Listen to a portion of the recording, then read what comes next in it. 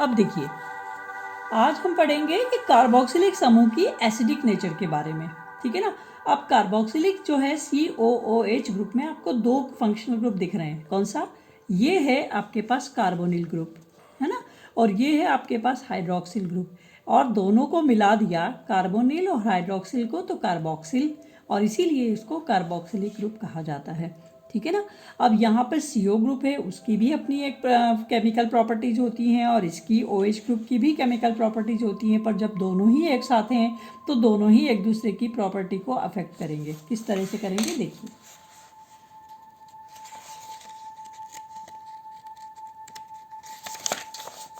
अब देखिए, CO group जहाँ होता है, आपने पढ़ा था अल्डिहाइड कीटोन्स में कि ये न्यूक्लियोफिलिक एडिशन रिएक्शन देते हैं या न्यूक्लियोफिलिक योगात्मक अभिक्रिया देते हैं। CO ग्रुप अल्डिहाइड्स और कीटोन्स कैसे देते हैं कि ऑक्सीजन का इलेक्ट्रोनेगेटिविटी ज़्यादा है, इसलिए वो क्या करेगा, इस बॉन्ड के इलेक्ट्रॉन्स अपनी तरफ खींचेगा।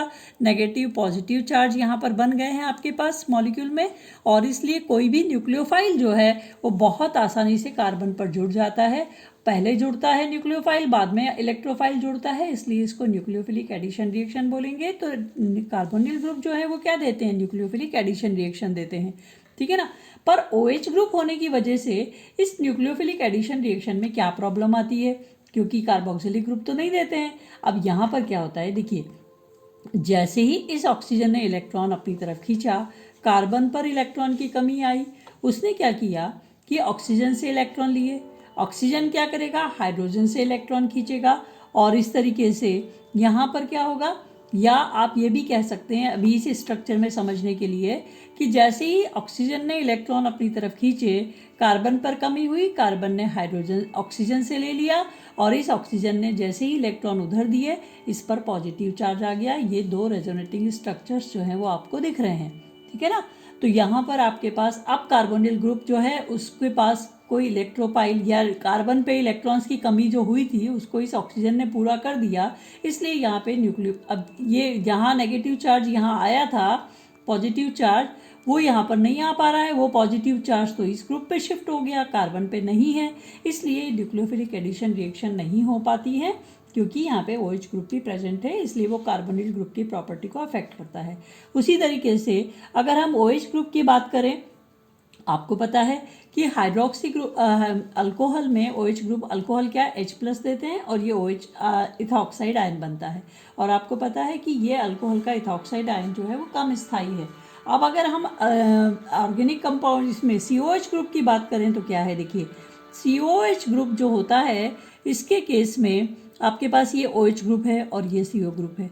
अब जैसे ही ये ऑक्सीजन इलेक्ट्रॉन खींचेगा, है ना, इधर कार्बन पे कमी हुई, उसको इसने ऑक्सीजन से ले लिया, और आपके पास ये वाला स्ट्रक्चर बनता है। अभी हमने देखा था ऊपर, है ना, ये स्ट्रक्चर बनता है। अब ये स्ट्रक्चर जो बनता है वो कैसा होता है, क्योंकि ऑक्सीजन पे यहाँ पे क्या है, पॉजिटिव चार्ज आ गया है, यहाँ नेगेटिव चार्ज आ गया, दोनों ही तरह के चार्ज यहाँ पर हैं, और इसलिए ये ज़्यादा स्थायी नहीं होता है, कम स्थायी होता है।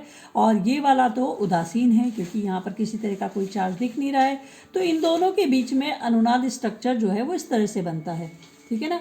और उसके बाद जैसे ही इस पर क्या हो रहा है कि इसने अगर H+ आयन, इस ऑक्सीजन पे इलेक्ट्रॉन की कमी हुई, इसने इस हाइड्रोजन से ले लिया, और ये हाइड्रोजन जो है वो H+ आयन बन के बाहर निकल गया, तो ये कार्बोक्सिलेट अनायन बना है।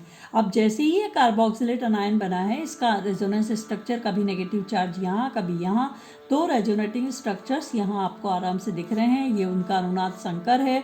और इसीलिए यहाँ पर नेगेटिव चार्ज आपको दोनों तरफ, अनुनाद स्ट्रक्चर्स भी यहाँ पे आपको दिख रहे हैं, और इसलिए ये कैसा होता है, स्थायी होता है।